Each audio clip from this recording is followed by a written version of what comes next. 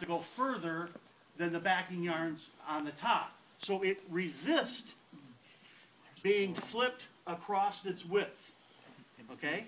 So you can tell that this is an Axminster because it's very stubborn that way, very floppy this way. Easy to roll up this way, nearly impossible to roll this way. Okay? Fights you all the time. So you're going to see this three-tier construction. Now, what a lot of people call these a spool Axminster. There's more than one kind. But a spool Axminster because when it calls for a color, there's a bunch of yarn spools on the machine. So when it wants black or this navy or this white or this red, it just takes it off the spool. So it doesn't run through the back. So you can see that this is the pattern on the front because it's just little short pieces of yarn. On that row of knots on that little sample. Okay, yeah. You can see how they're all. Yep. That's a Kirsten. Yep. Okay, so this is called an Axminster. Not Axminster, Axminster because it's named after the town that it was created in. This rug is less costly to make because we don't have all that wool running in the back. Okay? But you can tell, and if you guys do carpet installation, or you do flood damage restoration, or you do anything where you have to reinstall these rugs, if you try to stretch them in their width, they will rip, and you will destroy the rug. You can only stretch it in its length, because of, again, of that three layers of lower, middle, and higher weft yarns, okay? So it's very easy to tell the difference between these rugs. Now, we also have a handmade rug. This is a customer, so nobody can buy this one. I stole it from a customer's pile.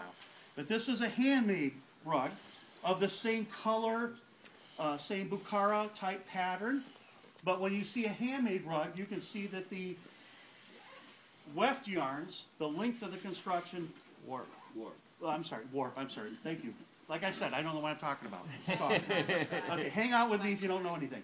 Anyways, the warp yarns become the Kaleem strip, the knots, and the fringe.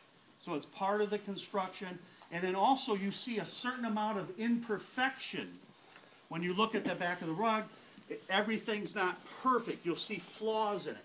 Whereas a machine is going to do the same thing over and over and over again. So if there's no flaws in the rug, you'll see no flaws in the sample you look at. So it's much more perfect in its construction. Than a, and of course you see there's no fringe on this one. It's just it has a salvage on it because they usually attach a fake fringe. Also, sure. Nate, you ask me any question, Nate will answer it for you. Okay. Well, the foundation on this one obviously is cotton. Yes. What they use on the machine made? Whatever they want to, but probably you will see in this rug you see probably cotton right there.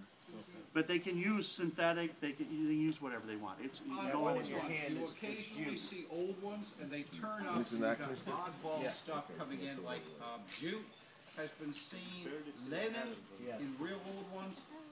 You know, there's all sorts of stuff going on, so, you know, could be almost anything. I'll be done in just a minute, because there's not that much with machine made. But it is on the test if you're going to take the test at the end of the day. With a machine-made rug, you usually can feel a run in the length of construction because the machine makes it that way, and you can usually take your fingernail and feel that it goes with the length.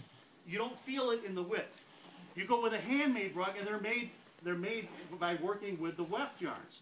So usually when you put your fingers on the back, you can feel across the width, the weft length, but you don't feel a row in the warp yarn.